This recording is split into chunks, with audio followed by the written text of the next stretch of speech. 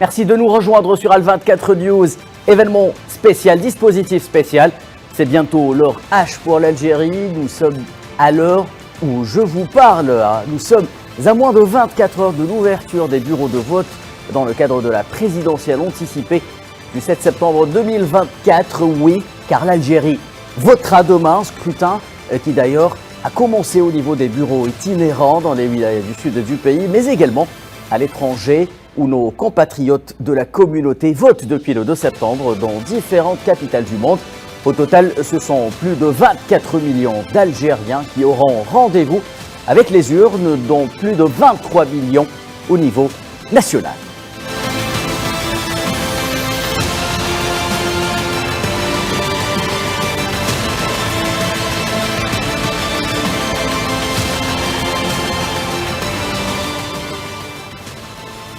Il s'agit donc d'un rendez-vous ô combien important pour l'avenir du pays et des Algériens. Le pays est fin prêt pour cette journée exceptionnelle que vous allez pouvoir suivre avec nous sur Al24 News, heure par heure, minute par minute, à travers nos envoyés spéciaux déployés en Algérie, mais également à travers le monde. Mais pour l'heure, le silence électoral prévaut. Il est toujours de mise. Nous allons, durant les 2 heures qui suivent, vous faire plonger au cœur de la présidentielle avec nos invités et nos envoyés spéciaux que je m'empresse de vous présenter, à commencer par vous. Abdelkader Soufi, vous êtes docteur et chercheur dans les questions stratégiques et sécuritaires. Merci d'être avec nous ce soir. C'est moi, merci beaucoup.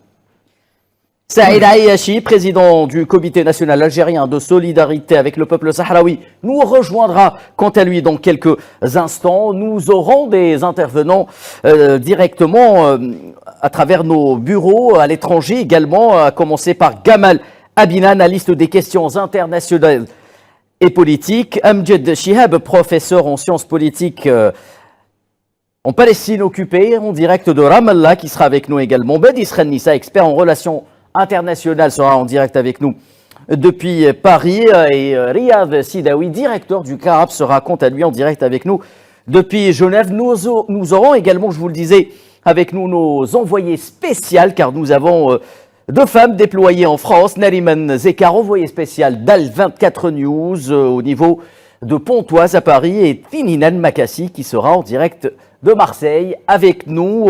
Avant de commencer, j'aimerais, Monsieur Abdelkader Soufi, avoir votre avis en tant que citoyen algérien avant toute chose. Que représente pour vous cette date, la date de demain? Une date que beaucoup considèrent comme étant une étape charnière dans l'histoire de notre pays. Absolument. D'abord, je pense que demain, ce sera l'aboutissement d'un process qui a commencé il y a quelques années, surtout pour redonner sa place à l'Algérie, stabiliser la scène politique interne, donner sa place donc à tout citoyen, notamment aujourd'hui qu'après maintes crises qui ont touché l'Algérie de plein fouet. Je pense à la crise sanitaire, je pense à la crise économique, et je pense aussi à l'impasse sécuritaire jusqu'à 2019, qui a produit un effet positif avec une stabilité, avec des réformes économiques, politiques, juridiques, qui ont amené à cette phase d'aujourd'hui, qui est les élections présidentielles, ces élections aussi qui ont permis au peuple de faire une sélection parmi les candidats dans un premier temps, et qui a vu émerger 3 tendances politiques. Ce sont les tendances classiques, en fait, algériennes, celles des progressistes, démocrates, celles des conservateurs et celles des républicains. Je crois que, en définitive, le peuple a pris conscience de l'importance de ces élections, et en somme, il est prêt aussi à donner de la voix et à participer lui aussi et à consolider le pacte social. Merci Abdelkader Soufi. Nous allons revenir au débat avec vous ultérieurement, mais je vous le disais lors de mon introduction, l'opération de vote a déjà commencé dans plusieurs wilayas du Sud, où sont installés des bureaux de vote itinérants pour permettre aux électeurs nomades de jouir pleinement de leurs droits constitutionnels et d'exprimer leur choix en mettant un bulletin dans l'urne et ce dans le cadre d'un scrutin avancé réglementairement de 72 heures. L'opération a débuté mercredi et concerne 116 064 électeurs inscrits à travers 134 bureaux dans 51 communes réparties sur 16 wilayas, le tout sous la supervision de l'autorité nationale indépendante des élections.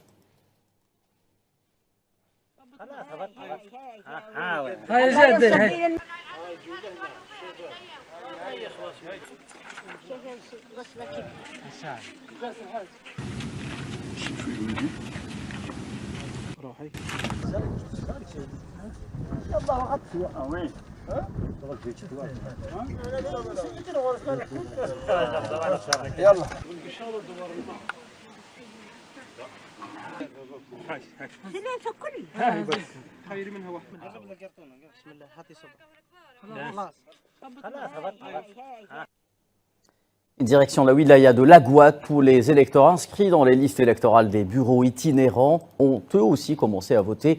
Comme vous pouvez le voir sur ces images fournies par notre équipe déployée sur place, plus de 8800 électeurs sont concernés par cette opération qui a lieu dans 2 bureaux au niveau de la commune de Sidi Merlouf et 2 autres à Hassirbel.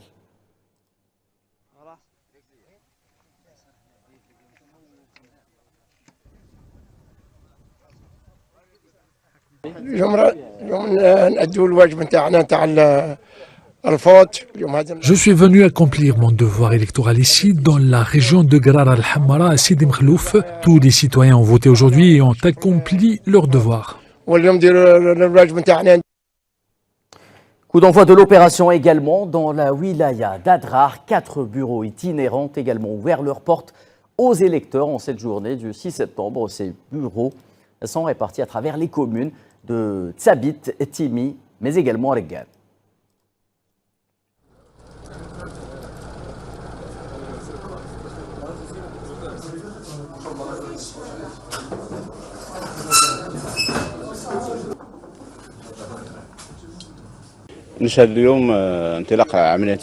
Aujourd'hui, l'opération électorale a débuté. J'ai accompli mon devoir et ce pour l'Algérie, car elle aura besoin de nous.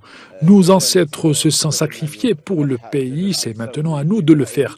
Aujourd'hui, nous devons aller aux urnes pour répondre aux détracteurs et aux ennemis de l'Algérie, tant à l'intérieur qu'à l'extérieur. Je remercie les responsables et l'autorité indépendante pour les efforts qu'ils ont déployés. J'espère que les citoyens accompliront leur devoir. Et les électeurs itinérants de la wilaya d'El Oued sont, quant à eux, à leur 2e jour de vote. L'opération se poursuit dans d'excellentes conditions d'organisation. 21 bureaux sont au total concernés par cette opération.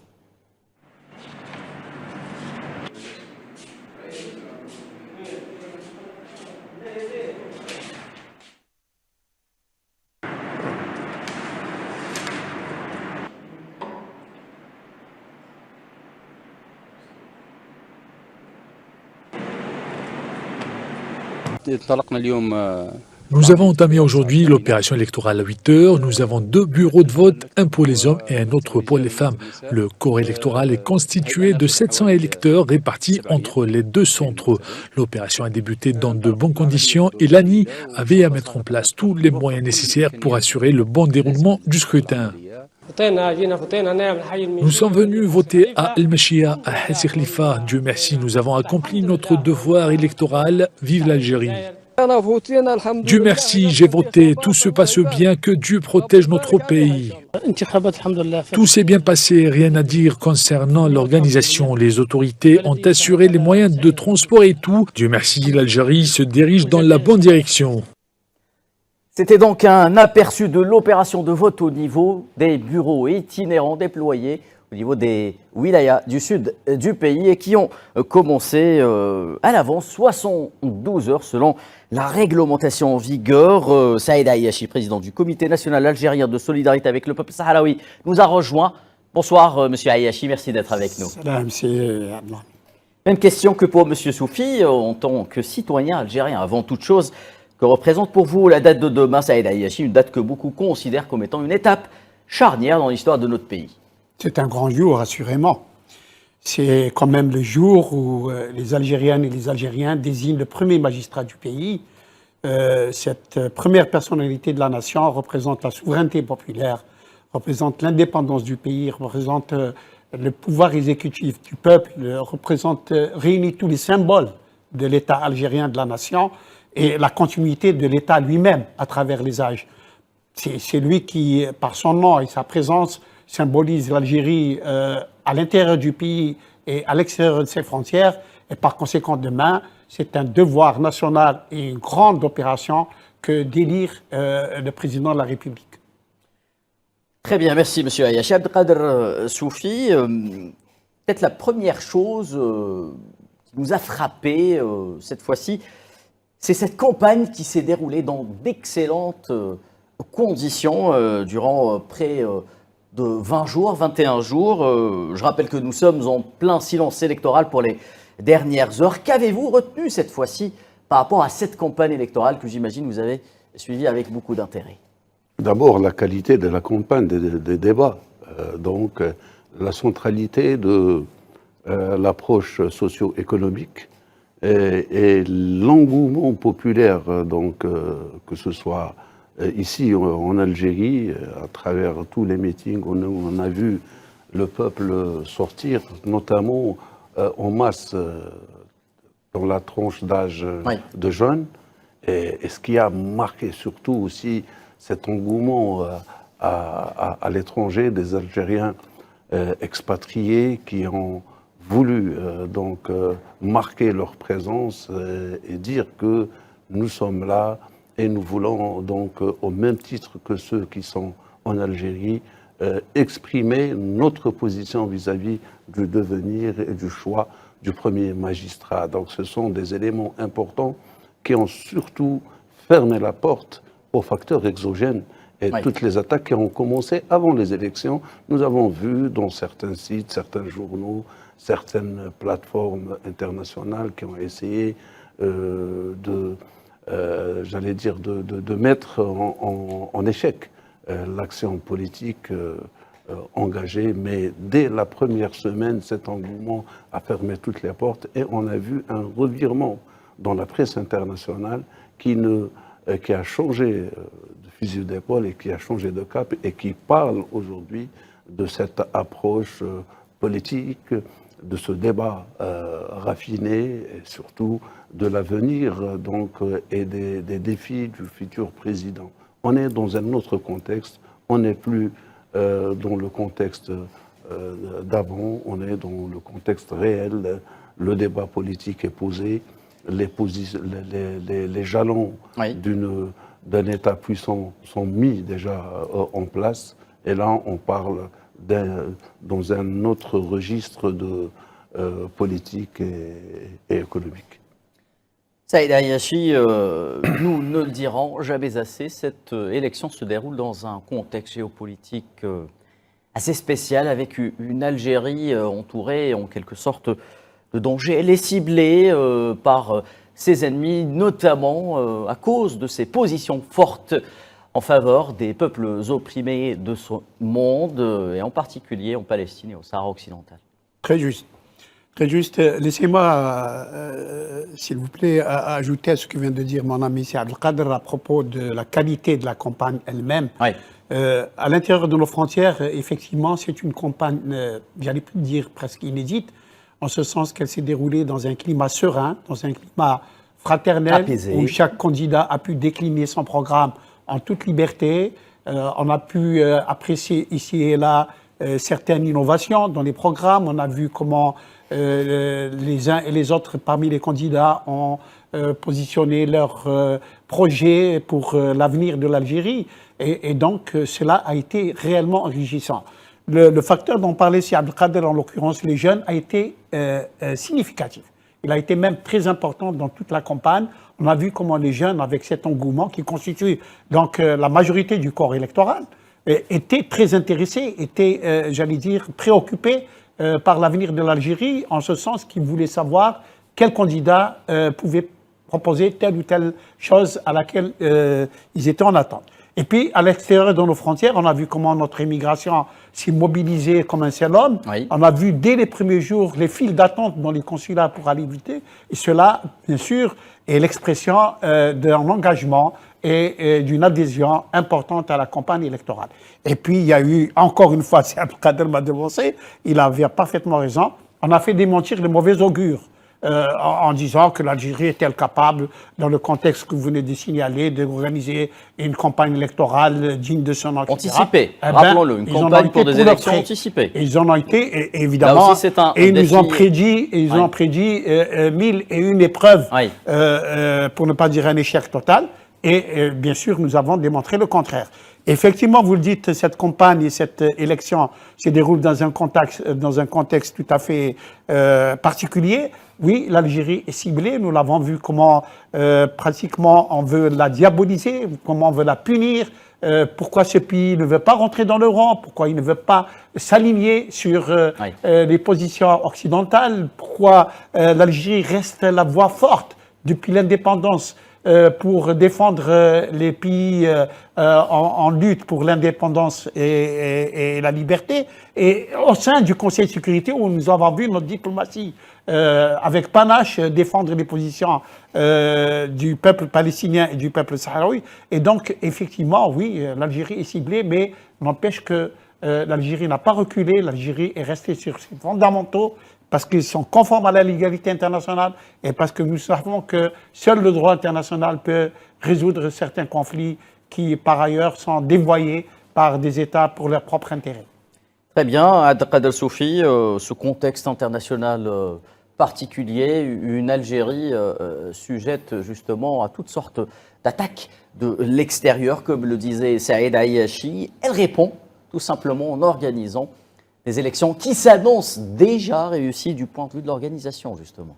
Absolument. Moi, je parle maintenant, les dés sont jetés et l'Algérie a choisi sa mesure. Sa mesure, c'est d'être pivot régional et c'est d'être porte-parole de l'humanité au sein de l'organisation internationale, à même chercher de voir des réformes. Elle gêne, elle dérange. Et aussi, elle est en train de se construire sur un plan économique qui permet justement d'avoir une aisance dans l'action politique. L'Algérie qui a, on va dire, ces 3 dernières années surtout, pu avoir un développement assez conséquent avec un indice important. D'ailleurs, et pour la première fois, nous avons vu les instances internationales dire du bien de la montée de l'économie algérienne. Je parle de la Banque mondiale, je parle aussi d'autres organisations et centres d'études importants qui ont mis donc en évidence cette évolution. Bien sûr, cette évolution dérange beaucoup, mais aussi elle donne, j'allais dire, du conscient à l'Algérien, là où il est, que son pays est en voie de redorer le blason d'entendre et surtout de se positionner dans le Gotha mondial en tant qu'acteur important. Et en parallèle, il comprend que son pays aussi a besoin de lui, a besoin de renforcer son front intérieur avec tous les Algériens qui sont à l'intérieur et à l'extérieur. Et c'est ça que nous avons vu avec cet engouement populaire partout à travers le monde et surtout aussi ici, et avec une qualité, je ne le dirai jamais assez, de débat et de qualité de vision à même aujourd'hui permettre au futur président de la République, si le cas est dans le renouvellement de la confiance en le candidat Abdelmajid Tebboune, ce serait la continuité d'une action entreprise. Si c'est le choix d'un autre candidat, c'est aussi une victoire de la démocratie et de la légitimité de l'action de l'Algérie. Dans tous les cas, l'Algérie en sera grandie, en sortira plutôt grandie. Très bien, Abdelkader Soufi. Peut-être encore un point important à souligner avant d'aller voir du côté de Paris avec Gamal Abina qui va nous rejoindre dans un tout petit instant. La politique reprend ses droits avec cette campagne électorale et cette élection du 7 septembre en Algérie, après peut-être une petite période de flottement que l'Algérie a définitivement dépassé avec cette campagne électorale. L'absence de la politique et l'absence d'une opposition forte a conduit l'Algérie dans une impasse politique et c'est ce qui a, je pense, emmené le peuple algérien à sortir en masse pour défendre les acquis de l'État et pour que l'Algérie va au-delà des, j'allais dire, de la configuration exogène qui voulait nuire à l'Algérie. Le retour de la politique, nous l'avons vu d'abord dans les candidats sur le terrain, notamment le candidat des forces démocratiques et le candidat des forces conservatrices qui se sont opposés et qui se sont abstenus de participer aux élections de par le passé. Aujourd'hui, nous voyons que l'ensemble des tendances politiques sont présentes sur le terrain et cela dénote d'une chose, c'est qu'il y a un retour de la politique, mais surtout il y a un engagement total parce qu'il y a une confiance qui a été rétablie et il y a justement cette volonté d'aller de l'avant à même permettre de l'Algérie de continuer son ascension et redevenir cette puissance régionale émergente, que ce soit sur le plan politique et surtout sur le plan économique, qui ne pourra qu'être un renfort de qualité à la position et au militantisme de la politique algérienne. Je dis aussi que l'économie a été au centre de la campagne électorale, car dans tous les cas de figure, l'Algérie a opté de créer j'allais dire, un terme à la dépendance de la rente pétrolière. Oui, à travers un projet ambitieux de diversification économique. Absolument, et cette entreprise, déjà, elle est en marche, donc a même touché le secteur de l'agriculture, qui est un secteur renouvelable, oui. La transformation industrielle, aussi le secteur minier et d'autres secteurs de la technologie, de l'industrie pharmaceutique et réorientation de la vision de l'Algérie vers le sud, vers l'Afrique, oui.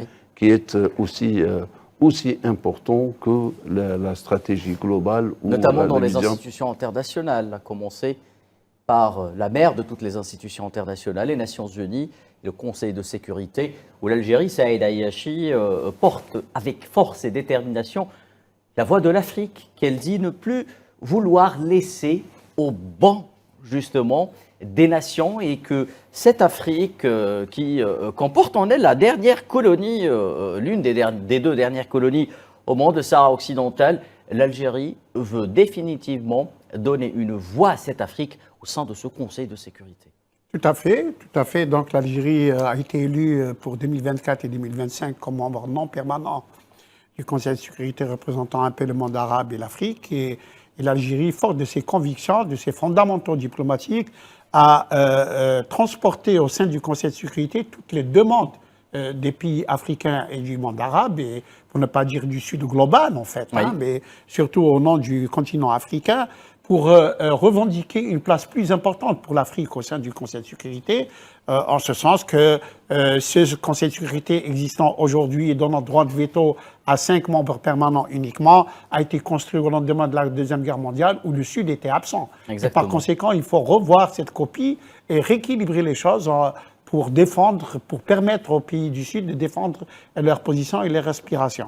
Et l'Algérie le fait avec beaucoup de panache. Elle n'a pas oublié d'ailleurs, c'est pourquoi elle a été, j'allais dire, dénommée comme la citadelle des révolutionnaires, parce que il y a la Mecque des révolutionnaires, puisque elle défend avec beaucoup de brio et d'efficacité l'autodétermination des peuples et leur dignité et leur accès à l'indépendance. Elle le fait pour le peuple palestinien et on l'a fait avec ténacité, persévérance et continuité. Elle le fait pour le Sahara occidental en revendiquant l'application du droit international que lui-même est sous la protection, censé être sous la protection des membres permanents du Conseil de sécurité. Oui. Et donc, à chaque fois, l'Algérie marque des points importants. Ce pourquoi, d'ailleurs, elle est, j'allais dire, ciblée par certains lobbies qui ne souhaitent pas avoir une sorte de pays, un empêcheur de tourner en rang, qui leur rappelle des responsabilités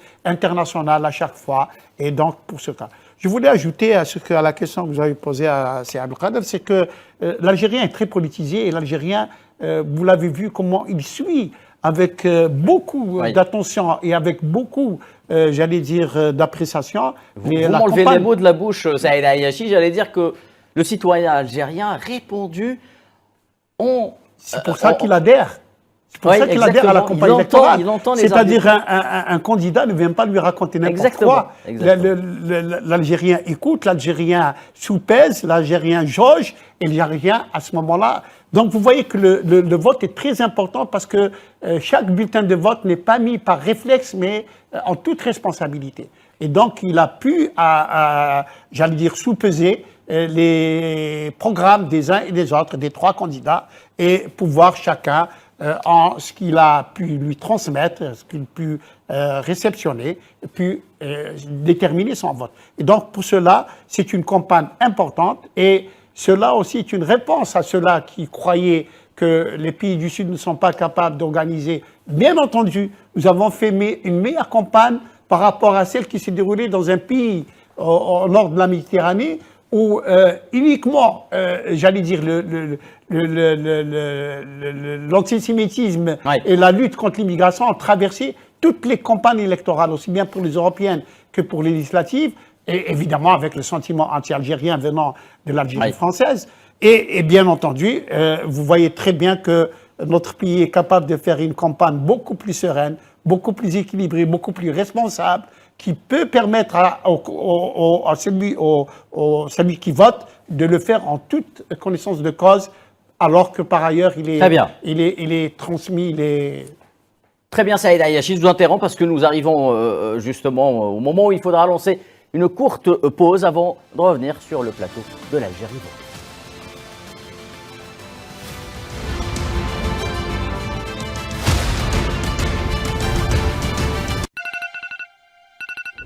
Sur le plateau de l'Algérie vote demain, un grand jour pour les Algériens, 7 septembre 2024, date à laquelle aura lieu ce scrutin anticipé qui permettra de l'Algérie d'élire son nouveau président. Gamal Abina, analyste des questions internationales, vient de nous rejoindre en direct de Paris. Bonsoir Gamal, est-ce que vous m'entendez d'abord? Merci d'être avec nous.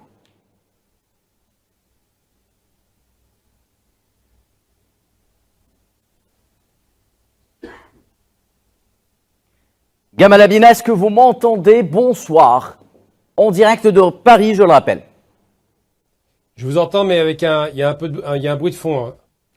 Très bien, Gamal. J'espère que ce léger décalage sera réglé sous peu. Alors, première question.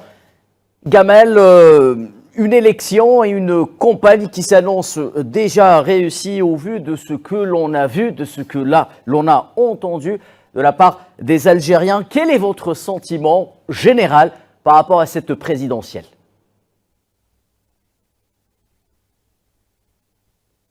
Alors, j'ai pas bien entendu la question parce qu'il y a un bruit de fond autour de vous, mais alors, je peux donner un petit retour par rapport à ce que je crois avoir compris. Donc, pour ce qui concerne la campagne, moi j'ai voté aujourd'hui pour tout vous dire.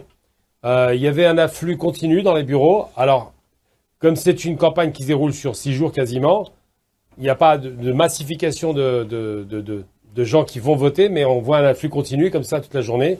Et il y a fort à parier que demain, puisque c'est la semaine de travail évidemment, demain on aura beaucoup de gens qui iront dans les bureaux de vote et qui vont s'impliquer par rapport à cette campagne.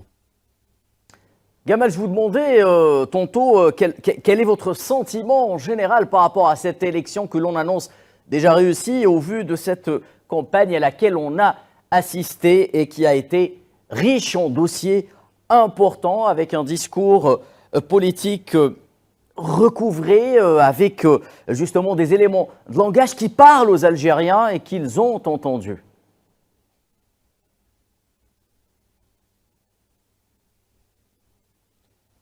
Alors, j'ai pas un son extraordinaire malheureusement, parce qu'il y a vraiment un bruit de fond chez vous, je sais pas ce qui se passe. Ce que je peux dire, si vous pouvez répéter juste les grandes lignes de la question.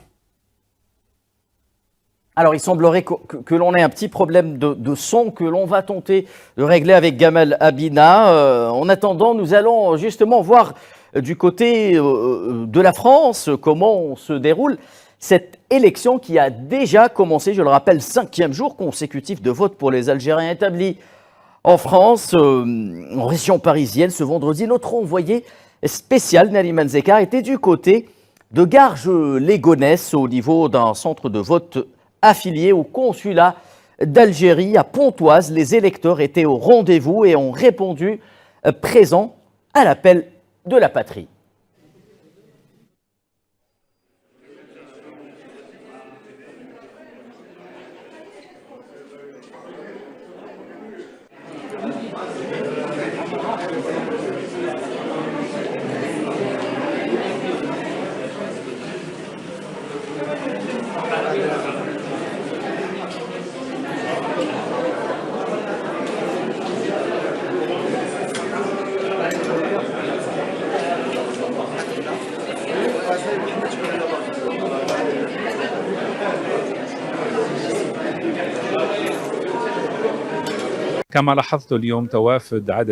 J'ai constaté aujourd'hui une forte affluence de la communauté algérienne établie dans cette ville.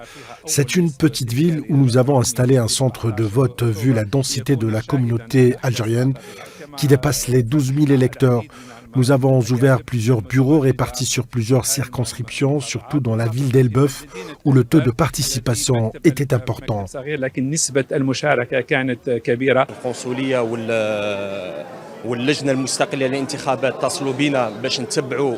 Le consulat et l'ANI nous ont contactés pour suivre le processus électoral.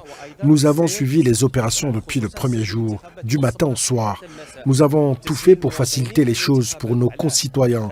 Certains venaient à la dernière minute réclamer leur carte de vote. Et autant qu'observateur, j'ai suivi les étapes de délivrance des cartes et les opérations de vote. Ce processus démocratique est très important pour le pays à l'intérieur comme à l'étranger. Le regard que lance le reste du monde sur l'Algérie diffère de celui des années 80 ou 90. Les choses ont beaucoup changé. L'Algérie a son mot à dire. C'est pour cela que nous avons besoin d'un président puissant qui travaille à l'intérieur comme à l'extérieur. Oui.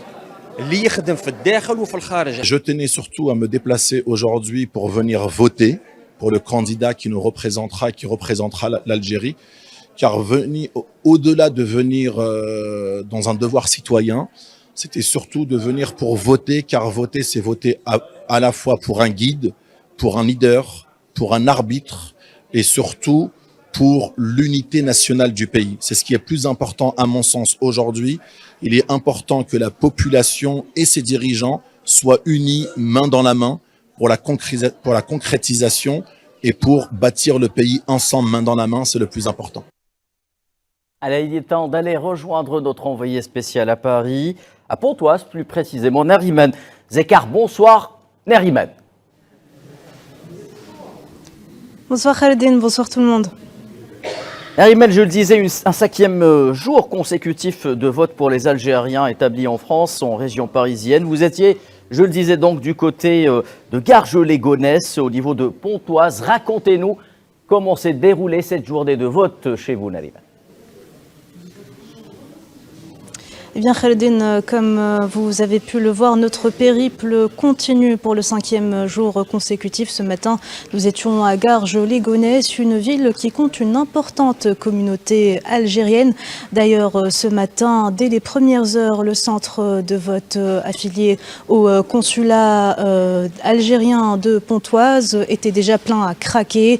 Des femmes, des hommes, des enfants, des adolescents, des seniors, tous venus vêtus du drapeau algérien dans une superbe ambiance, et ils ont tous tenu à venir voter pour devenir des acteurs décisionnaires du futur de leur pays. Garges-les-Gonesse, qui est une ville amie de l'Algérie, il faut noter qu'il y a 2 ans de cela, une stèle commémorative numérique a été érigée pour rendre hommage aux victimes des tragiques événements du 17 octobre 1961. D'ailleurs, une grande partie des électeurs ce matin étaient des anciens moudjahidines et des anciennes moudjahidettes venus rendre hommage aux martyrs de la glorieuse guerre de révolution, en accomplissant bien sûr leur devoir électoral.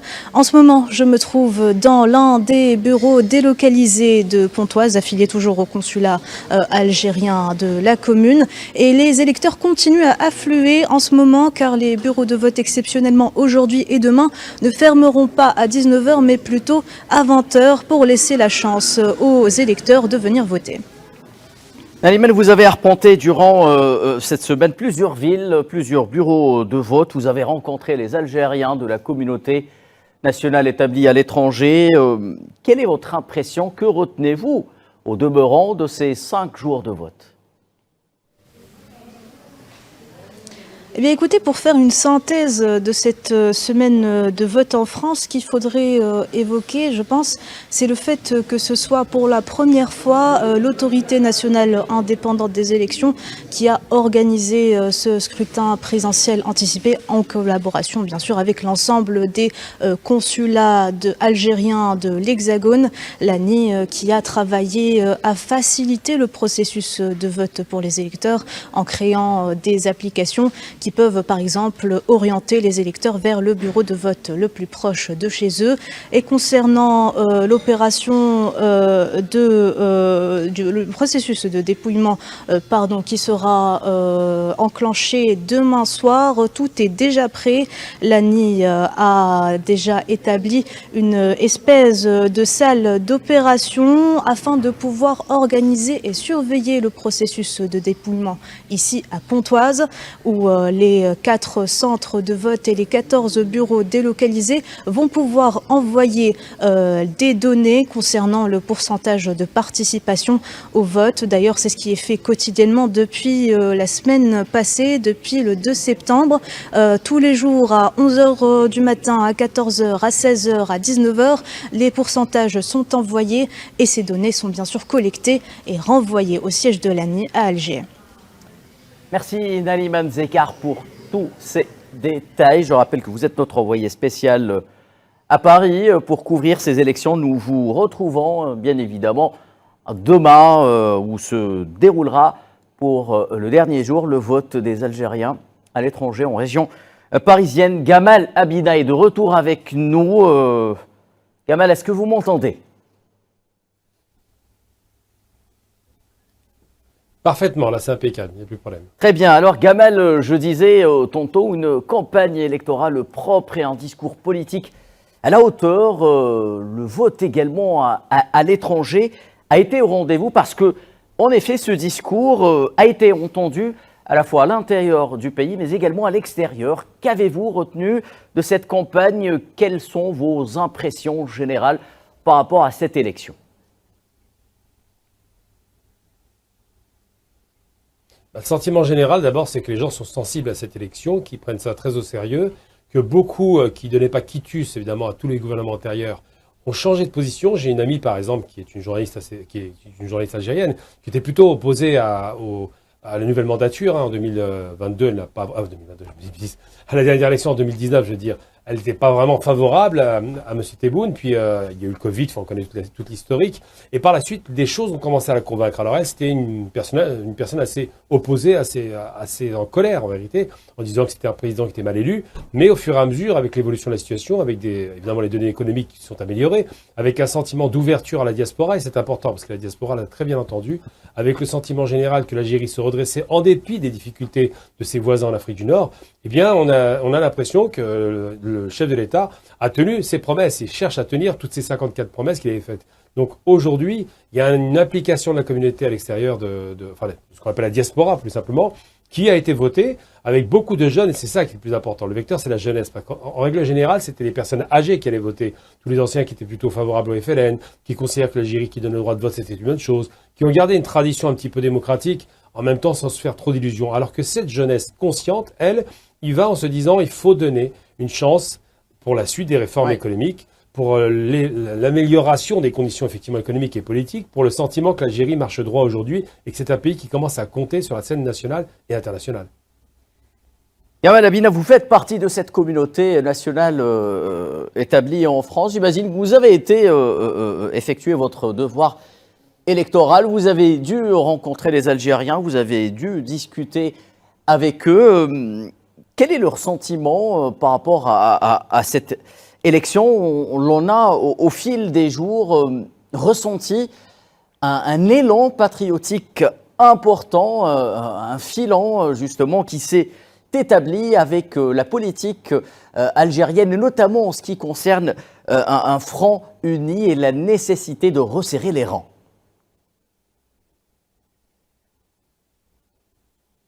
Tout à fait. D'abord, il y a la question palestinienne qui est au cœur de tous les débats. Tous les Algériens ont une certaine fierté de voir la position algérienne à l'ONU qui défend bec et ongle cette cause qui est chère au cœur de tous les Algériens.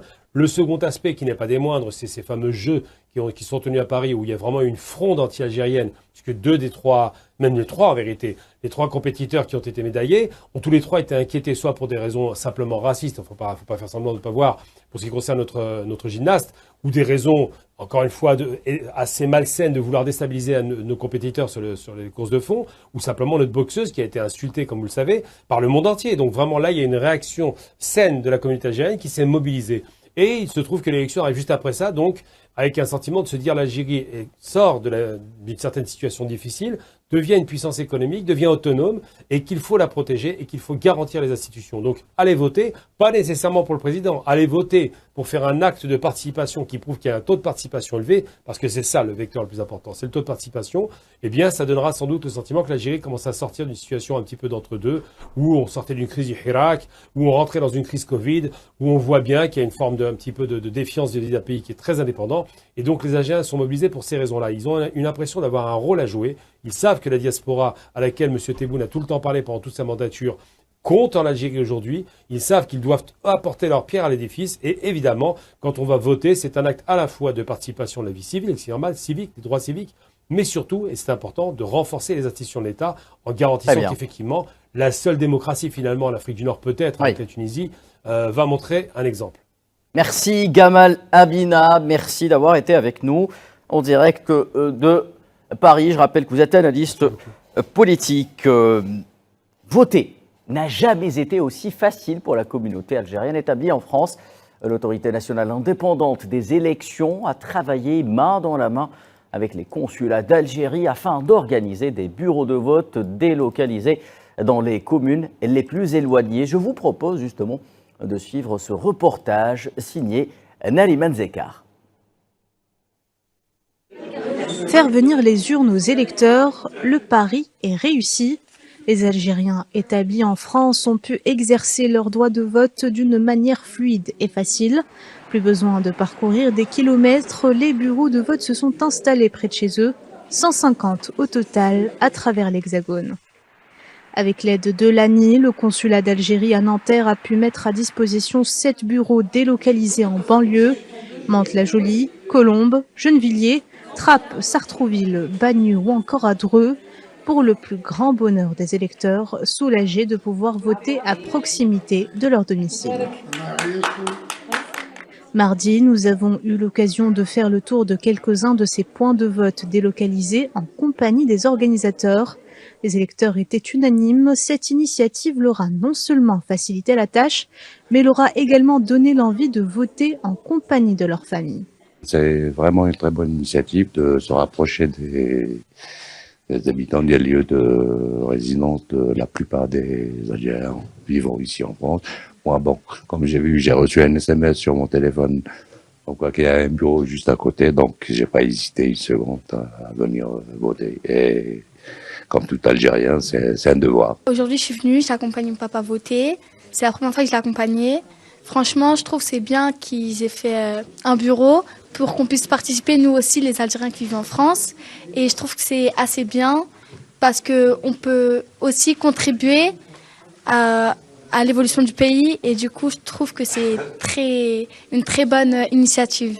La diaspora algérienne en France est sans aucun doute présente en force dans les bureaux de vote et le nombre d'électeurs est appelé à augmenter dans les prochains jours, en particulier entre la journée du vendredi 6 au samedi 7 septembre, dernier jour pour se présenter aux urnes. Allez, il est temps pour nous d'aller voir du côté de la Mella où nous attend Amjad Chihab en direct donc de Palestine occupée. Monsieur Chihab, bonsoir, merci d'être avec nous. Est-ce que vous m'entendez? Oui, bonsoir, je vous attends très bien. Merci. Amjad Chihab, nous imaginons que les circonstances actuellement qui prévalent en Palestine et notamment en Cisjordanie avec une agression sioniste qui se poursuit depuis plusieurs jours ne permettent pas aux Palestiniens de suivre peut-être le déroulement de cette campagne électorale en Algérie dans les meilleures conditions. Mais j'imagine que les Palestiniens attachés au sort de l'Algérie, pays, frères, suivent tout de même l'évolution de cette campagne et ce scrutin qui aura lieu demain. Dites-nous comment, avec quel œil la Palestine regarde vers l'Algérie actuellement. Oui, il y a une grande importance pour le rôle d'Algérie, surtout qu'on a senti l'action diplomatique d'Algérie, surtout au Conseil de sécurité, qui a suivi plusieurs propositions présentées par le représentant de l'Algérie au Conseil de sécurité. L'Algérie partage une grande histoire avec la Palestine. On se souvient que la première base d'entraînement militaire, c'était en Algérie. On se souvient aussi le rôle très important de la diplomatie algérienne quand on a arraché pour la première fois aux Nations Unies le siège non permanent de la Palestine. À l'époque, surtout en 1974, on se souvient aussi très bien le rôle de président Boumedienne en défendant la Palestine. Et la réunion la plus importante pour déclarer l'État palestinien, c'était à Alger en 1988. L'Algérie joue un rôle très important, surtout sur le soutien politique, diplomatique, économique. Et auparavant, il y avait un soutien clairement net avec la révolution palestinienne, de soutien militaire. Et l'Algérie a aussi participé aux guerres qui étaient contre Israël à plusieurs reprises. Donc, il y a une grande importance de voir l'Algérie reprend le souffle et redevient un État important, surtout après une période difficile qui a passé. Le retour du président Tebboune qui a stabilisé l'Algérie et qui a donné la sécurité d'Algérie et le rôle de l'État algérien, surtout sur la scène internationale depuis qu'il est arrivé en 2019. Je pense que c'est très important qu'on va suivre avec beaucoup d'attention les élections et le résultat, et surtout que les Palestiniens aujourd'hui se sont un grand besoin que l'Algérie continue son rôle sur plusieurs domaines, sur l'affaire palestinienne interne, qu'on a vu beaucoup des efforts joués par l'Algérie pour la réconciliation interne palestinienne et aussi pour défendre la Palestine sur la scène internationale et surtout au Conseil de sécurité et sur le continent africain avec les pays arabes, dans la Ligue arabe et aussi sur la scène internationale. Très bien, restez avec nous, Amjad Chihab. Abdelkader Soufi, il n'y a pas beaucoup de pays au monde où la question palestinienne prendrait une telle place dans une campagne électorale. Le plus important, c'est que cela ne soit pas fait dans le cadre d'un calcul électoraliste, mais tout simplement, messieurs, en toute sincérité, car les candidats comprennent bien que le citoyen algérien est attaché avant tout au sort de la Palestine et de Gaza actuellement. Oui, d'abord, la question palestinienne, c'est une autre question oubliée, presque omise par la communauté internationale, tel que c'est fait aussi pour celle du Sahara occidental. Ce qui est important et à retenir, c'est cet aspect de politisation de l'Algérien d'abord et la place qu'occupe la Palestine dans la vie au quotidien de l'Algérien, dans ses croyances. Et cela s'exprime aussi autrement dans la politique nationale algérienne. Donc c'est la politique extérieure. Les trois candidats d'ailleurs, dans leur programme, ont convergé pratiquement vers la même vision, les mêmes objectifs, les mêmes orientations, et cela est non seulement inscrit dans la doctrine algérienne, mais dans le sang des Algériens. Et c'est pourquoi la question de la Palestine est une question centrale et importante dans la politique extérieure algérienne, car elle s'inscrit dans la réalité de ce qu'a vécu l'Algérie en étant occupée, les droits des peuples opprimés, le droit à l'autodétermination, le droit de jouir de la vie internationale et de retrouver toute sa souveraineté sur son territoire. Le peuple palestinien, la Palestine, en a souffert, et depuis 1947. L'Algérie a toujours défendu le droit des peuples, et elle le fait à doublement. D'abord parce que c'est un peuple opprimé, parce que c'est un pays occupé, mais aussi la sacralité de la Palestine par rapport aux Algériens, par rapport au culte islamique aussi. Saïd Ayachi, avant de marquer une courte pause, très brièvement, votre sentiment par rapport à ce dossier ultra présent en campagne? Tout simplement, on l'a dit tout à l'heure, l'Algérien est très politisé et l'Algérien exige de ses dirigeants qu'ils restent fidèles au serment que nous avons fait à Mechouada, de nous opposer à toute forme d'injustice, à toute forme d'occupation, à toute forme de colonialisme. Et la question palestinienne connaît une grande centralité dans la vie politique algérienne. Rappelons-nous, depuis le président Boumedienne, qui a laissé tout un corpus pour les Palestiniens qu'il respecte jusqu'à maintenant, entre autres celui de défendre la résistance populaire, et on a vu ce dont est capable la résistance populaire palestinienne. Elle nous le démontre chaque jour. Et elle nous le démontre chaque jour, avec d'immenses victoires qu'on n'a pas fini encore de comptabiliser. Et puis donc l'Algérien demande à ses dirigeants de rester fidèles à cette doxa héritée du 1er novembre, celle de s'opposer à toute forme de colonialisme ou d'occupation. Et nous avons remarqué, avec bonheur d'ailleurs, que les trois candidats se rejoignent totalement dans la défense de la cause palestinienne et de la cause sahraoui, parce que ce sont des causes justes, parce que ce sont des causes qui relèvent du droit international. Et évidemment, nous ne pouvons pas ne pas faire la comparaison avec ce qui s'est passé en Occident, lorsque ce même Occident, toute honte bue, accepte le génocide du peuple palestinien en faisant passer par perte et profit ce qui se passe en Palestine.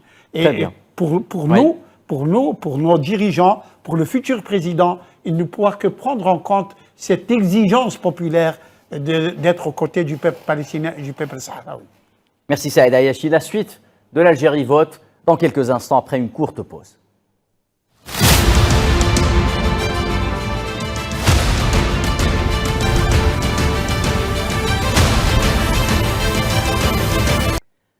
De retour, mesdames et messieurs, sur le plateau de l'Algérie vote. L'Algérie qui vivra une journée exceptionnelle demain, une journée qui sera Accompagné par Al24 News, un scrutin ô combien important. Attend les Algériens qui devront mettre leur bulletin dans l'urne pour élire leur prochain président.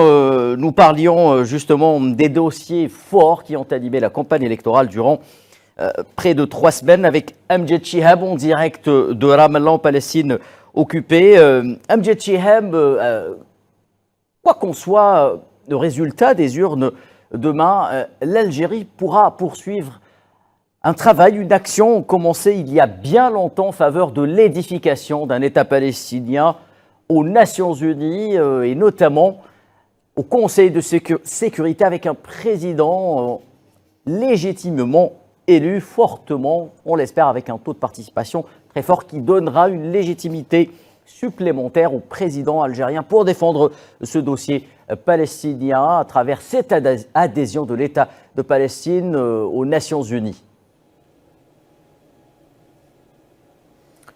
Oui, je pense que l'Algérie a fait beaucoup pour la Palestine et surtout il soutient aujourd'hui que la Palestine arrache un siège permanent, un siège aux Nations Unies à part entière comme les autres États. Je pense que l'Algérie a joué un rôle important, que cette continuité est très importante. Surtout, cet résultat, quoi qu'il arrive, les Palestiniens font confiance au peuple algérien. Et surtout, on sent que l'Algérie reprend une part de son histoire dans les années 70, quand elle jouait un rôle très important sur la scène internationale. Surtout la diplomatie algérienne qui était forte. Il jouait à l'époque avec le pays non aligné, qui ont joué un rôle très important avec l'Égypte, avec la Tchécoslovaquie à l'époque et avec l'Inde en faveur de l'État palestinien, la libération de la Palestine, le droit de la haute détermination du peuple palestinien qui a donné tous les moyens pour que la révolution palestinienne continue à résister contre l'occupation israélienne. Je pense au niveau diplomatique, surtout au niveau juridique, il y a plusieurs procès maintenant, surtout il y a un grand travail que l'Algérie joue un rôle important dans le tribunal pénal international et dans le tribunal international aussi pour prendre des mesures importantes, surtout la condamnation que l'État raciste, sionisme, commis des crimes de génocide contre le peuple palestinien. Je pense que ce rôle important, on n'a aucune contrainte que la diplomatie algérienne va continuer à jouer un rôle très important. Et surtout, l'Algérie, parmi les rares pays, continue de soutenir la Palestine financièrement et aussi sur plusieurs domaines. Et il donne des centaines de bourses aussi pour les étudiants pour qu'ils fassent aussi leurs études en Algérie. Malgré la distance, la grande distance entre la Palestine et l'Algérie, on sent que l'Algérie est très proche. On la sent et à côté de nous, dans des moments difficiles que beaucoup de pays nous a abandonnés dans ces agressions commises, ces massacres commises par l'État sionisme. Merci Amjad Chihab, professeur en sciences politiques. Vous étiez en direct avec nous depuis notre bureau à Ramallah. Retour en France, c'est sous le slogan « Ma voix, mon vote » que la communauté algérienne établie en France justement se rend aux urnes depuis le 2 septembre. Un slogan qui prend tout son sens dans les arrondissements du 13e, 14e, 15e et 15e, autrement dit dans les bureaux de vote des quartiers populaires. Notre envoyé spécial sur place, Tinhinen Makassi, vous a concocté ce reportage. Ce n'est pas nouveau. Dans les quartiers, l'intérêt à la vie politique de l'Algérie, ou à la terre-mère, comme on aime l'appeler ici, est avant tout un attachement viscéral aux racines qui s'exprime notamment par l'accomplissement d'un droit constitutionnel. C'est une première pour moi de voter pour l'Algérie et je suis très fière et j'ai envie que mon pays évolue et réussisse.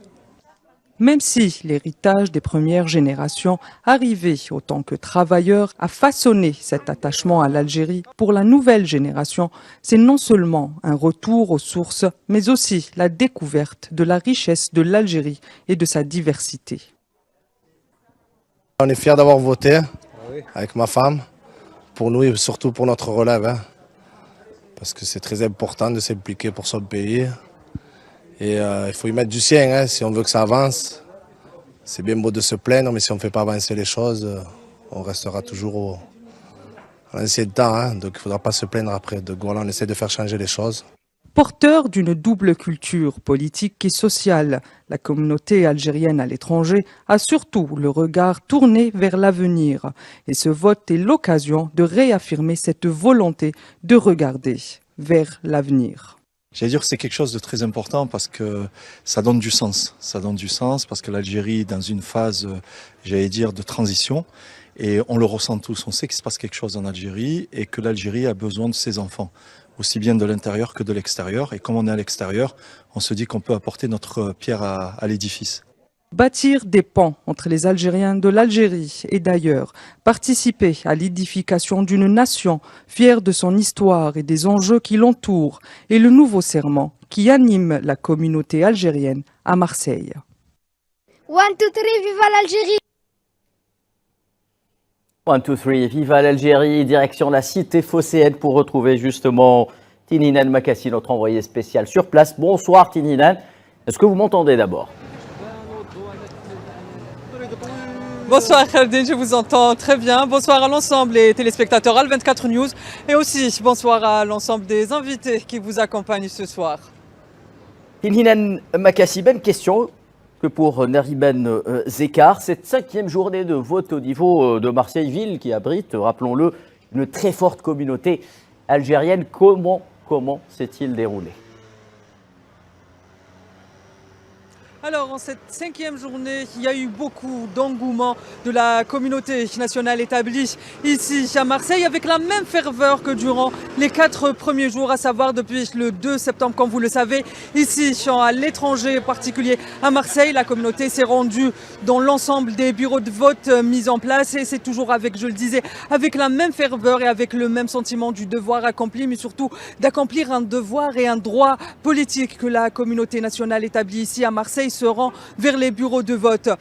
Comme dans les jours précédents, les gens avec qui on a discuté tout au long de cette journée en faisant les tours des bureaux de vote et même dans la rue en croisant des Algériens établis ici à Marseille, c'est le même commentaire qui revient toujours, c'est l'organisation de ce scrutin qui est au cœur des débats, au-delà du débat politique, mais c'est surtout l'organisation, puisque cette année, ici à Marseille, il y a eu une décentralisation. Alors il faut savoir, Kherdin, je crois que je vous l'ai déjà dit, il faut savoir que pour le département des Bouches-du-Rhône, il y a eu pas moins de 20 bureaux de vote qui ont été ouverts, 6 au sein même du consulat général de l'Algérie à Marseille et les autres ont été dispatchés, distribués autour des autres arrondissements. Les arrondissements des quartiers nord, le 15-16, ont connu un engouement particulier, vous le savez, et je le dis dans mon reportage pour la communauté nationale établie à l'étranger, en particulier ceux des quartiers nord, l'attachement pour l'Algérie, l'attachement pour la vie politique de l'Algérie est un attachement viscéral, est une question d'héritage, mais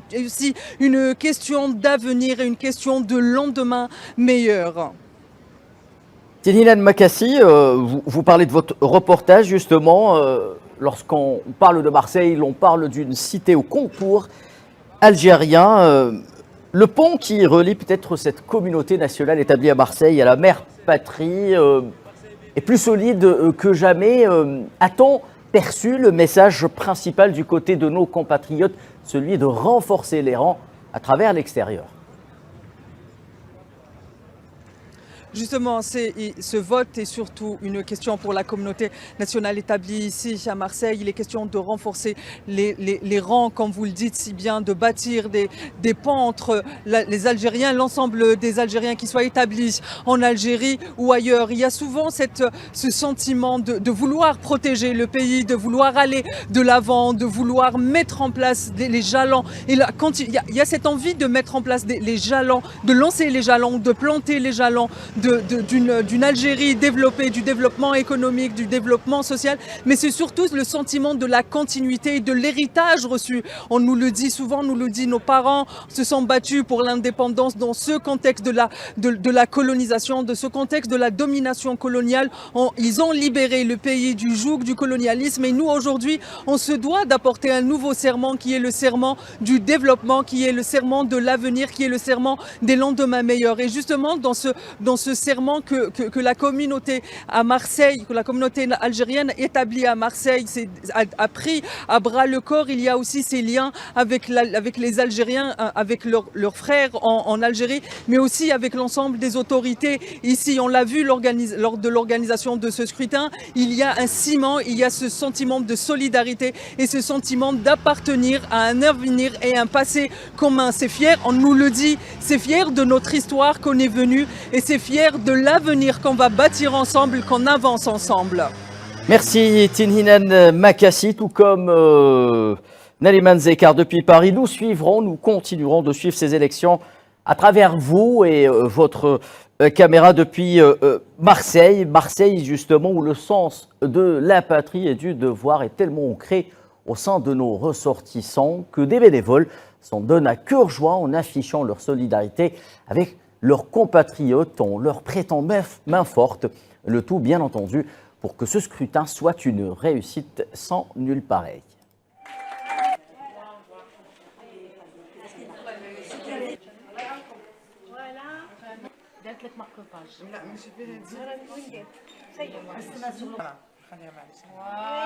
Nous sommes là pour le 5e jour dans le cadre des élections présidentielles et on constate que depuis lundi jusqu'à aujourd'hui, tous les jours, la communauté algérienne vient accomplir son devoir national de plus en plus. Nous sommes aujourd'hui vendredi. Nous espérons qu'après la prière de vendredi, il va y avoir beaucoup de monde, comme c'est promis par la plupart des gens avec lesquels nous avons discuté. Et surtout samedi, puisque ce serait le dernier jour, nous sommes très optimistes pour cette élection. On a eu beaucoup de votants et surtout dans les secteurs nord. Et je remercie tous ceux qui ont participé à ce vote-là. Pour nous à Marseille, c'est une fête. Et pas très loin de Marseille, donc en région lyonnaise, où la communauté algérienne est présente en force également. C'est le sens de la famille qui prévaut. Nos compatriotes déposent leur bulletin dans l'urne en famille, en gage de transmission des valeurs patriotiques et du sens du devoir.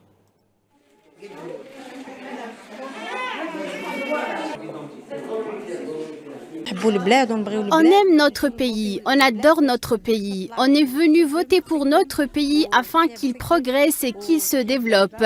Et vive l'Algérie. Je suis venu voter pour mon pays. On veut que notre président prenne en main notre pays et notre peuple. Nous sommes fatigués d'être à l'étranger. On a vécu dans un pays étranger, on n'a rien gagné. Retour sur le plateau, messieurs, lorsque l'on voit nos compatriotes de l'étranger, notamment en France, avec un tel engouement, quel effet cette mobilisation pourra-t-elle avoir sur le territoire national? Est-ce que cela poussera les Algériens de l'intérieur à se mobiliser encore plus fort pour répondre à cet enjeu électoral?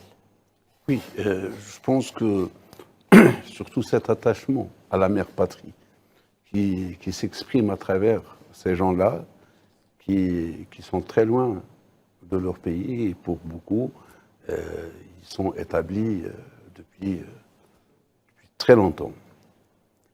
Ce qui est important et ce qu'on peut retenir à travers ne serait-ce que ces images, c'est que ce rattachement n'est pas qu'un simple amour nostalgique ou qu'un souvenir qu'on se remémore, mais surtout une volonté de voir cette Algérie reprendre sa place, mais aussi qui permet de les recevoir à nouveau. Nous l'avons vu à travers cette dernière qui dit que, quand bien même elle vit là-bas, ce qu'on pense de ce territoire où les gens vont s'établir, mais en définitive, rien ne vaut le pays, rien ne vaut le chez-soi.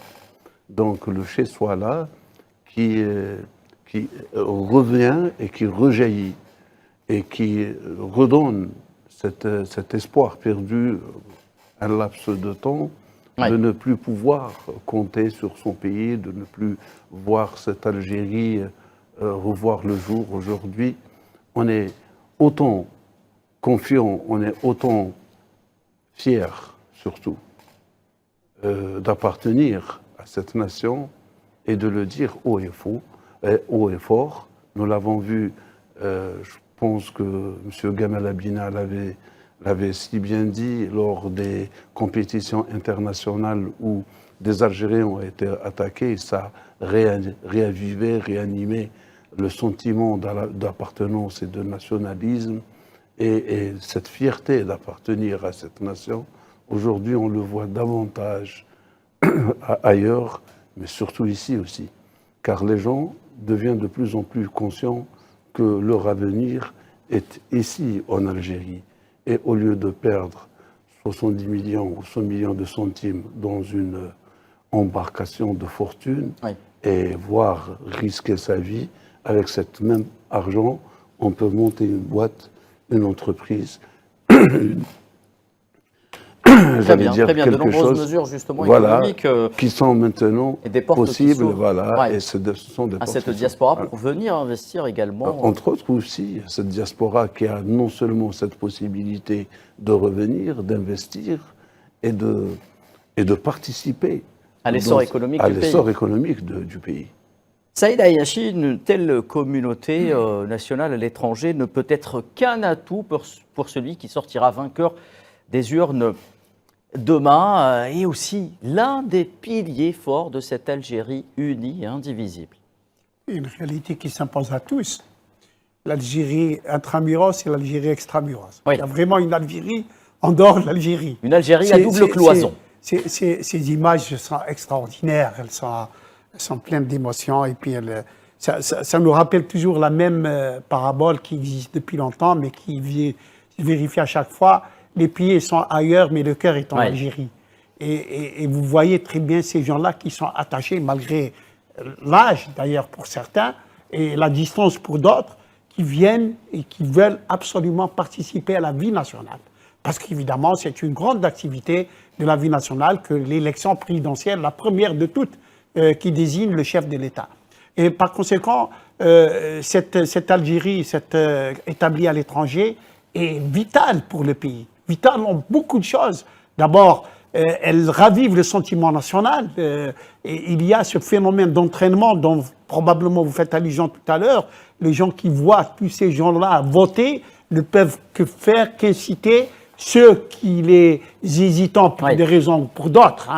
Peut-être hésiter d'aller demain, ils diront mais quelqu'un qui se trouve à des milliers de kilomètres va voter. Moi, je suis à côté de mon bureau de vote qui se trouve à côté de ma maison. J'irai voter parce que, en fait, l'enjeu est important parce que il y a un objectif, il y a une vie nationale à bâtir avec le premier des Algériens qui doit nous conduire et qu'il faudra choisir en toute responsabilité. Et donc, oui, il y a une grande importance dans le geste de voter à l'étranger et demain chez nous en Algérie. Abdelkader Soufi, nous parlions tantôt, lorsque nous évoquions cette campagne, d'éléments de langage, de discours. L'on a retrouvé dans ces éléments de langage ceux qui s'adressaient directement à cette diaspora. C'est dire à quel point son vote est important, y compris pour les candidats. Je crois que le plus important, c'est que la diaspora se sente concernée par ce vote. Le fait de se sentir, ayant ce sentiment, c'est-à-dire qu'il y a un éveil de conscience, de l'acte et de la participation. Ce n'est pas seulement donner un plus à son État, mais se sentir un élément du puzzle. Ça veut dire que, fatalement, cet acte-là accomplira un bénéfice ou donnera un bénéfice à celui qui l'aura accompli. Autrement dit, que tout Algérien, là où il est, et quelle que soit sa position, il est un élément important qui constitue cette nation qui est l'Algérie. Et que, sur le plan physique, l'Algérie est un territoire, est une souveraineté et est un peuple. Et sur le plan spirituel et sentimental, c'est une appartenance à cette entité et c'est un devoir de pouvoir actionner ce que l'on peut faire tout un chacun à partir de la position où il est pour maintenir ce cap, pour garantir l'existence, la pérennité et l'émergence de ce pays. Car, en définitive, quand l'Algérie grandira, la diaspora grandira avec. Oui. Et vice-versa. Et vice-versa. Merci Abdelkader Soufi. Nous marquons une courte pause avant de revenir au débat. L'Algérie vote.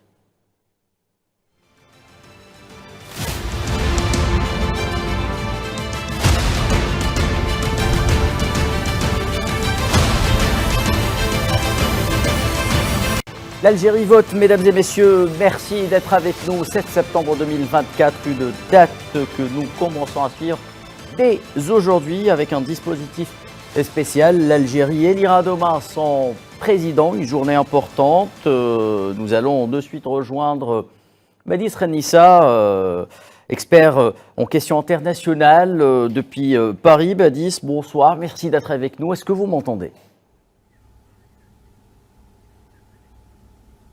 Bonsoir Khaireddine, oui je vous entends 5 sur 5 et merci pour l'invitation. Badis Renissa, vous faites vous aussi partie de cette communauté algérienne établie à l'étranger. Avant d'aborder votre sentiment par rapport à cette journée d'élection présidentielle, j'aimerais évoquer avec vous un sujet particulier car la presse française s'en donne à cœur joie en attaquant avec persistance les élections algérienne depuis hier, alors que l'on a eu un piètre exemple de démocratie hier avec la nomination d'un Premier ministre issu de la minorité.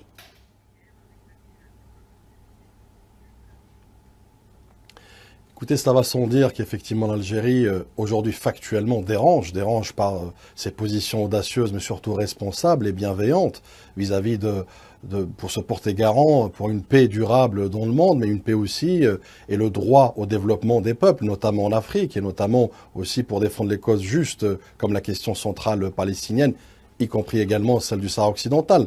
Donc l'Algérie aujourd'hui, à travers cette élection, ce jalon historique, ce moment historique qui crée une communion entre le peuple et son État, bien évidemment cela dérange, puisque pour certains États, à défaut de ne pas pouvoir y parvenir ou qui eux-mêmes subissent des crises latentes et politiques, notamment où ils sont même en roue libre, notamment, puisqu'il y a un vide politique en France, comme vous l'avez évoqué, il y a aujourd'hui ce ciblage, je dirais, structuré, caractérisé, démontré aujourd'hui à travers ces élections. Mais encore une fois, c'est mal connaître l'Algérie, c'est mal connaître les descendants, les générations en tout cas aujourd'hui qui sont très attachées, mais les descendants des aïeux qui ont fait cette révolution glorieuse, notamment depuis 1832, et qui ont su justement arracher leur souveraineté. Aujourd'hui, ils sauront aussi être au rendez-vous pour arracher et surtout protéger les acquis de l'Algérie et encore une fois faire perdurer cette Algérie qui restera au sommet, notamment de la diplomatie, mais aussi au sommet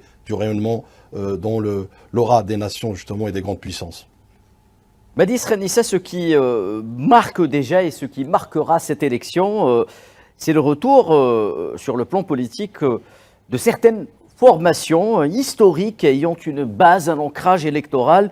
Et ce sera également un autre gage de réussite de cette élection. Qu'en pensez-vous ? Écoutez, c'est exactement l'indicateur qui revient à chaque fois. Je discute beaucoup, je côtoie beaucoup avec notamment les membres de la communauté. Et à chaque fois, ils me disent la même chose. On voit ce changement, effectivement. On voit ce bond significatif aujourd'hui dans cette Algérie de 2024 où, comme vous l'avez évoqué, non seulement les élections à travers l'ANI, et là, j'en profite de cette tribune pour effectivement, je dirais, remercier cette instance qui aujourd'hui fait un travail de fond en amont d'abord, puisque aujourd'hui, vous le savez, en France, mais partout ailleurs dans le monde, il y a une mécanique et une structure, je dirais, bien rodée, qui aujourd'hui, en plus, non seulement a démontré son intégrité, son exemplarité, sa transparence, mais surtout sa légitimité vis-à-vis du peuple algérien et des électeurs. Donc, ce qui explique cet engouement aussi aujourd'hui. Et vous l'avez évoqué avec aussi une multitude, notamment de candidats, sur notamment des partis à ancrage important, et qui aujourd'hui ont démontré aussi qu'ils veulent faire partie de cette équation, ils veulent faire ce jeu démocratique dans lequel chacun a toutes ses chances pour pouvoir accéder à Al-Mouradia, mais surtout aussi à faire, je dirais, communion avec le peuple algérien s'il lui fait confiance. Mais encore une fois, au-delà de cela, ce qui transcende aujourd'hui notamment et les candidats et les électeurs et l'État algérien, c'est ce jalon, c'est ces urnes, c'est ce rendez-vous historique aujourd'hui à laquelle on doit, je dirais, traduire cette volonté à vouloir jouer pleinement notre rôle en tant que citoyen actif, un citoyen en tant que partie prenante et notamment la communauté nationale, pour traduire cette voix en élection à travers les urnes et surtout donner un quitus, donner un levier, notamment pour le prochain candidat, le prochain président, de la République algérienne, pour que lui aussi, aux côtés de ces institutions, vont debout, aux côtés du peuple algérien, pour encore une fois incarner, illustrer cette Algérie tant espérée, qu'on aspire et qui on voit aujourd'hui le changement factuel sur le terrain. Merci Badis Renissa, restez avec nous. Abdelkader Soufi, je parlais du retour en force de certaines formations politiques historiques en Algérie, sans les nommer, silence électoral toujours de mise. Je le rappelle, qu'est-ce que cela évoque pour vous sur le plan purement politique ? Purement politique, ça veut dire que la politique commence à récupérer sa santé, car avoir une opposition qui est là et qui traduit les différentes visions et tendances d'un peuple, car on ne peut pas être 50 millions de photocopies. Il est tout à fait normal qu'il y a des divergences dans les visions, mais il y a la convergence en ce qui concerne la nation. Et là, c'est ce que nous avons justement vu sur le terrain, c'est qu'il y a les tendances idéologiques et politiques traditionnelles qui émergent à nouveau et qui ont toujours constitué le noyau de la vision ou de la qualité et de la nature de l'Algérien bien avant l'indépendance. Là, encore une fois, après, je pense, une période de longue disette où l'opposition a été mise à l'écart, a été, j'allais dire, complètement négligée, il y a ce retour. Pourquoi il y a ce retour ? Parce qu'il y a une confluence qui a été rétablie et il y a ce podium qui a été offert pour que tous Il y a aussi un assainissement du cadre politique en Algérie à travers l'assainissement, la moralisation de la vie politique, la séparation entre l'argent et le politique, notamment l'argent sale. Eh bien, justement, cette réforme juridique a permis de clarifier les choses et de faire disparaître les eaux troubles, où certains en ont profité tellement au détriment du citoyen, au détriment de l'État. Mais aujourd'hui, ne peut pas se porter candidat qui veut et il ne peut pas prendre en otage, que ce soit les partis politiques ou le peuple, pour des intérêts égoïstes ou à servir, je dirais, des agendas. Aujourd'hui, seuls ceux qui ont cette capacité de pouvoir le faire et qui ont justement qui répondent aux éléments juridiques, ceux-là sont seuls à pouvoir se présenter et représenter dans un cadre de transparence totale le peuple algérien. Et c'est pourquoi, en faisant la guerre à l'argent sale, en faisant la guerre aux opportunistes, le champ politique s'est assaini et a permis justement à tous de vouloir dire, de pouvoir dire ce qu'ils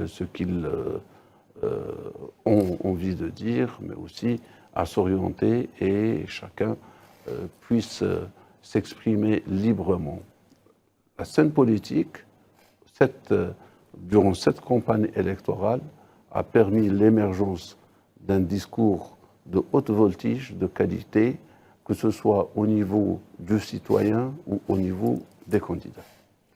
Très bien, Saïd Ayachi, l'assainissement de la vie politique en Algérie aura également permis de couper l'herbe sous le pied des intrus qui tentent de l'extérieur ou de l'intérieur de couper justement l'élan de cette transmission qui a lieu en Algérie, notamment en ce qui concerne la défense des causes justes, à commencer, comme on l'a dit, par le dossier palestinien, mais également le Sahara occidental. On rappelle qu'il y a eu une transmission entre la génération de 1975 et la génération actuelle.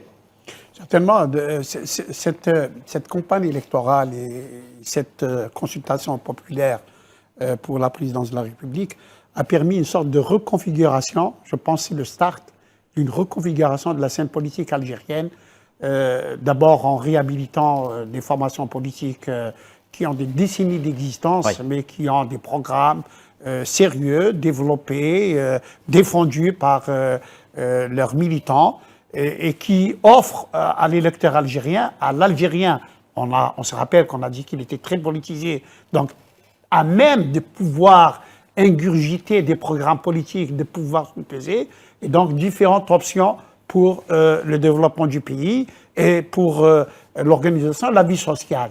Entre autres, l'Algérien est exigeant vis-à-vis de la fidélité donc, aux constantes de la vie politique algérienne et de sa diplomatie, entre autres la défense des causes justes. Oui. Et par conséquent, pour la Palestine, on en a parlé. Et j'aurais voulu rappeler fraternellement au docteur Mjed qui nous parlait de Ramallah, que les Algériens ont participé à la défense de la Palestine en 1948 déjà. Exactement. Des Algériens sont partis sur place d'Algérie. Sur place. Sur place, ils l'ont fait oui, sur les territoires occupés. Oui, ouais. pour combattre les bandes terroristes sionistes de la Haganah, d'Irgun, de Stern et d'autres encore. Ils l'ont fait également en 67 et en 73. Aux côtés des Palestiniens. La terre palestinienne. Ils l'ont fait avec Saladin aussi. Exactement. Oui. Il y a plus de 2000 ans. Voilà, avec Sidi Boumediene, le Khotoub. Poursuivez, Saïd Ayachi. Et donc, aujourd'hui, l'Algérie ne peut pas être en reste de cette position historique aux côtés de la Palestine, comme elle l'est aux côtés du peuple sahraoui, parce que ce que demande l'Algérie dans le conflit du Sahara occidental, c'est le respect du droit international. Il n'y a aucune hostilité contre ce qu'on nous bassine du matin au soir contre le Maroc et le peuple marocain, absolument pas. Nous demandons l'application du droit international. C'est-à-dire, vous ne pouvez pas dire aux Sahraouis, on vous donne une autonomie comme si c'était un cadeau. Non, permettez au peuple sahraoui de choisir librement son destin. Oui. Et s'il choisit de vivre dans l'autonomie à côté du Maroc, ou même dans l'intégration au Maroc, grand bien leur face, c'est les Sahraouis qui l'auront décidé. Très bien, Saïd Ayachi, merci. Une dernière question pour Bédis Khenissa. Justement, Bédis Khenissa, j'aimerais parler avec vous de la catégorie des jeunes qui a montré un grand intérêt par rapport à ces élections qu'on dit se dérouler à une étape charnière de l'histoire de ce pays. Tout à fait. Écoutez, la jeunesse aujourd'hui mesure pleinement, en tout cas, non seulement sa place vis-à-vis de tout, enfin, je veux dire, la période passée, à savoir comment elle a réintégré l'équation politique. Et là, je reviens un peu sur votre question précédente, notamment sur ce que j'ai qualifié de stabilité politique, de reconfiguration effectivement de l'échiquier politique national.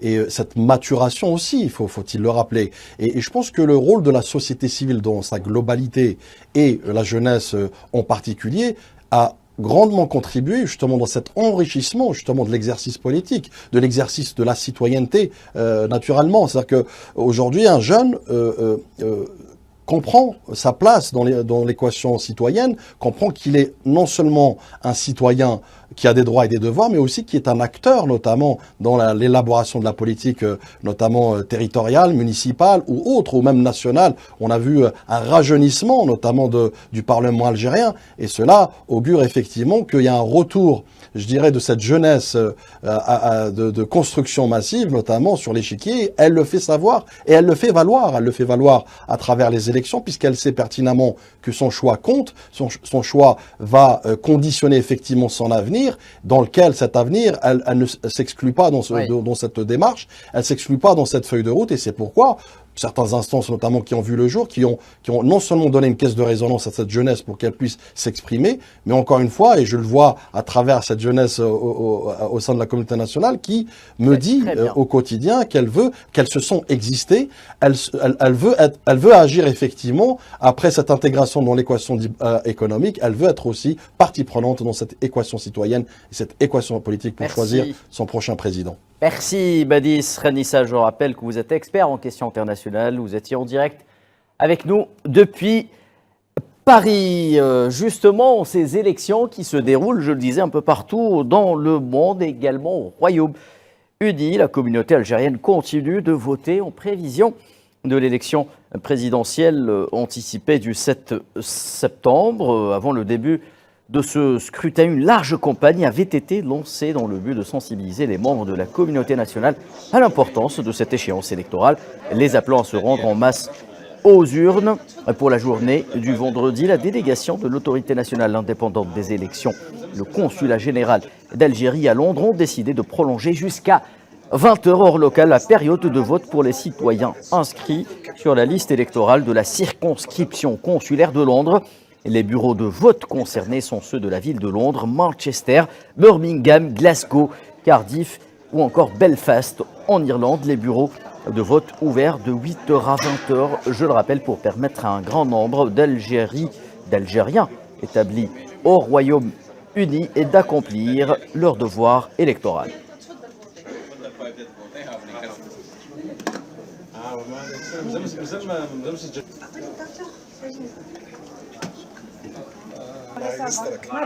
Je suis très émue parce que j'exerce un droit électoral que j'avais perdu. J'avais perdu espoir et maintenant je reprends espoir avec tout ce qu'on voit, ce qui se passe en Algérie depuis ces dernières années. J'espère vraiment que ces élections vont être une nouvelle ouverture pour un nouveau chapitre pour la nouvelle Algérie. 1, 2, 3, vive l'Algérie. Il faut que j'accomplisse mon devoir électoral car je souhaite que le nouveau président puisse réaliser 3 points essentiels pour le peuple algérien. Il faut qu'il donne de l'importance à la jeunesse, améliore les rémunérations des salariés vu la cherté du coût de la vie. Le 3e point, c'est qu'il faudrait carrément endiguer la crise du logement. Le peuple algérien compte sur le nouveau président pour assurer ces 3 points.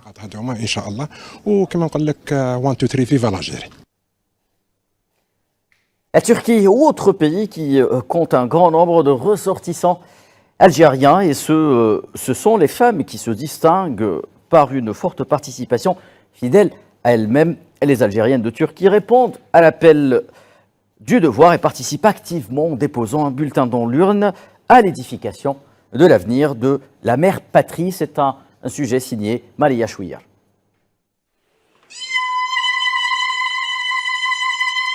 Ambiance survoltée ce vendredi 6 août. C'est avec des youyous que la journée débute dans le consulat général d'Algérie à Istanbul. Les membres de la communauté algérienne résidant en Turquie répondent présents à l'appel aux urnes pour participer à départager les 3 candidats à la présidentielle. Le vendredi n'est certainement pas un jour de repos en Turquie. Mais les Algériens résidant ici répondent bien à l'appel de la nation. Ce matin au réveil, je me suis dit aujourd'hui je ne vais pas au travail car je vais voter. On m'a appelé de mon travail pour m'informer que j'allais avoir une retenue de 3 jours sur mon salaire si je n'y allais pas. Alors je leur ai dit aujourd'hui l'Algérie, ma nation m'appelle. Donc 3 jours de retenue sur mon salaire ne valent rien devant mon pays. La communauté algérienne établie en Turquie continue d'affluer dans les bureaux de vote en ce 5e jour des présidentielles anticipées, avec un rythme soutenu. Le consulat général d'Algérie à Istanbul témoigne d'une forte participation de femmes et de jeunes mamans en particulier. La patrie, c'est plus qu'une mère. Nos grands-parents se sont sacrifiés pour l'Algérie. Et c'est la moindre des choses qu'on puisse faire. Ne pas rester les bras croisés. Il faut qu'on participe à l'édification de notre pays. Et parmi ces choses qu'on peut faire, c'est bien de voter. Il faut qu'on accomplisse notre devoir national, celui du vote. En dépit de leurs engagements quotidiens, ces femmes algériennes résidant en Turquie n'ont pas voulu manquer à l'appel du pays et celui du devoir, même si pour beaucoup d'entre elles, cette journée est une journée de travail et non de repos. Ces dernières ont privilégié le vote à toute autre activité. Certaines ont dû faire de longs trajets pour ce moment, considéré comme historique. Pour beaucoup d'entre elles, il s'agit de l'avenir du pays. Même si la géographie les a éloignées de leur terre, l'amour de la patrie les rapproche toujours. C'était donc la contribution des Algériennes établies en Turquie à ce scrutin, mais désormais, direction Genève où nous attend Monsieur Riyad Sidawi, directeur du CARAPS. Bonsoir Monsieur Sidawi, est-ce que vous m'entendez? Oui, bonsoir, j'entends bien. Bonsoir. Professeur Sidawi, nous parlions tantôt avec nos invités. Bonsoir. Professeur Sidawi, nous parlions tantôt, je disais donc, avec nos invités de ce contexte international particulier qui marque cette élection présidentielle en Algérie, élection présidentielle qui se déroulera quelques jours seulement après une autre élection présidentielle en Tunisie, pays que vous connaissez très bien. Qu'est-ce que ces deux élections ont en commun lorsque l'on sait que la prospérité d'un pays dépend de l'autre? La Tunisie et l'Algérie sont deux pays frères. Tout d'abord, quand on parle des élections, nous parlons de la légitimité rationnelle. Max Weber, le grand sociologue allemand, distingue entre la légitimité rationnelle, qui est les monarchies traditionnelles, qui sont les monarchies, la légitimité charismatique et puis la légitimité rationnelle. Ça veut dire les élections, les urnes. En Tunisie comme en Algérie, nous sommes deux républiques, donc on a ce que nous appelons la légitimité rationnelle, la légitimité des urnes. Il y a beaucoup de ressemblances entre les deux pays. Tout d'abord, il y a trois candidats tunisiens, comme il y a trois candidats algériens. Le président Abdelmadjid Tebboune et en face de lui, c'est le président Kais Saïed en Tunisie. Oui. Et là, ça donne beaucoup d'espoir pour nous les deux. Évidemment, je ne peux pas influencer nos spectateurs qu'ils votent pour eux, mais avec ces deux chefs d'État, le Coran passe très bien. Les relations entre l'Algérie et la Tunisie sont excellentes, peut-être jamais vues dans leur histoire. Et là, peut-être, prochainement, nous parlons embryonnaire d'une unité maghrébine, une nouvelle unité maghrébine qui regroupe tout d'abord la Tunisie, la Libye et l'Algérie, et pourquoi pas d'autres pays maghrébins ou arabes. Professeur Sidawi, nos envoyés spéciaux déployés en Tunisie nous ont relayé différentes réactions, justement, des Tunisiens qui ont dit suivre avec très grand intérêt ce qui se passe en Algérie. Autre preuve que ces deux peuples frères dépendent l'un de l'autre. Que peut apporter concrètement la stabilité recouvrée, renforcée en Algérie par un scrutin réussi, un pays comme la Tunisie? Je ne vous entends pas. Je répète ma question, professeur Sidaoui. Je disais que nos envoyés spéciaux déployés en Tunisie nous ont relayé tout l'engouement justement qu'il y a eu du côté de la population tunisienne qui suit avec très grand intérêt ce scrutin. Je disais qu'une stabilité recouvrée. Je suis désolé. Est-ce que vous m'entendez, professeur Sidaoui? Un petit problème de son, peut-être nous allons justement demander à nos invités sur le plateau. Professeur Soufi, justement, même question que pour le professeur Sidaoui. Une stabilité renforcée et recouvrée en Algérie à travers ce scrutin réussi, que peut-elle apporter un pays comme la Tunisie? Je pense que les deux pays ont un destin lié et les peuples, pratiquement, ce sont la même population. D'ailleurs, la Tunisie est une profondeur stratégique de l'Algérie et vice-versa. Donc tout ce qui touche la Tunisie peut toucher l'Algérie positivement ou négativement. Oui. Et aussi la même chose. Et c'est pourquoi je crois que il est important de voir ces deux pays aller ensemble dans une politique commune et qui peut être le noyau de la reconstruction d'une unité nord-africaine qui peut passer par les républiques de nord de l'Afrique, notamment la Mauritanie, éventuellement plus tard. Aujourd'hui, il y a une tripartite qui s'est construite, l'Algérie, la Tunisie et la Libye, et qui ont une vision politique commune et des ambitions économiques assez importantes, vu le potentiel que possèdent ces pays-là. La stabilité de la Tunisie est en train de se faire. Je crois que Kais Saïed en a fait beaucoup pour la Tunisie, notamment dans cette stabilité politique, mais surtout dans l'élimination du facteur exogène qui a de tout temps influencé la scène politique tunisienne et qui l'a influencé négativement. Je ne le dis pas aussi pour influencer nos amis tunisiens quant à leur choix, mais c'est tant mieux que la Tunisie reprenne une position qu'elle a perdue et que durant ce qu'ils ont appelé un printemps arabe a négativement influencé la scène politique et économique en Tunisie, qui est en train aujourd'hui de revenir économiquement. Et là, je dis que maintenant, si on compare à l'Algérie, je crois que... Très bien. Je me permets juste de vous couper parce que le professeur Sidaoui est de retour parmi nous. Professeur, est-ce que vous m'entendez cette fois-ci? Oui, je vous entends bien, merci. Professeur, même question que pour Monsieur Soufi. Pour la Tunisie, un scrutin réussi en Algérie, une Algérie qui sort renforcée justement de ce scrutin. Qu'est-ce que cela pourrait-il apporter à un pays comme la Tunisie? Je pense la stabilité. Je vous explique.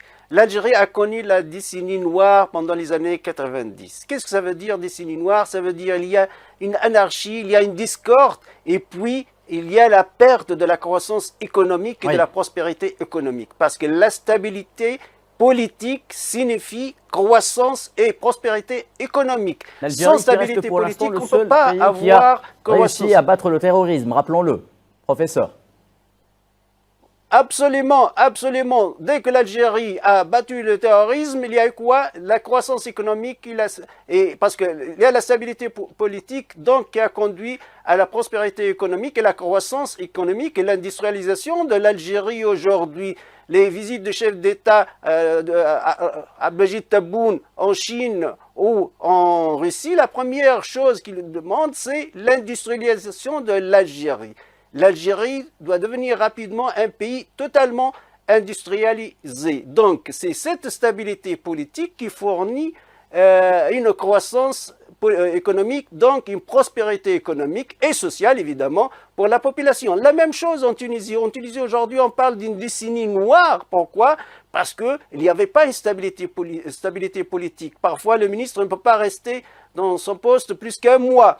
Et on a eu plus que 10 chefs de gouvernement sur 10 ans. Donc, le manque de stabilité politique a conduit à une décennie noire, donc la perte de la prospérité économique, la perte de la croissance économique. Donc, stabilité politique, des élections transparentes, démocratie rationnelle, égale, stabilité politique, donc croissance économique, donc prospérité économique et sociale pour la population. Merci, professeur Riyad Sidaoui. Je rappelle que vous étiez en direct avec nous depuis Genève et on espère, l'on souhaite toute la réussite aux élections présidentielles tunisiennes, tout comme l'on souhaite toute la réussite aux élections présidentielles algériennes qui, je le rappelle, se tiendront demain, samedi 7 septembre 2024. Remercions comme il se doit nos invités sur le plateau et au niveau des bureaux d'Al24 News à l'étranger, nos envoyés spéciaux également déployés en France, à Paris, à Marseille. Mesdames et messieurs, cette couverture spéciale se poursuit. Restez fidèles à Al24 News et à l'Algérie.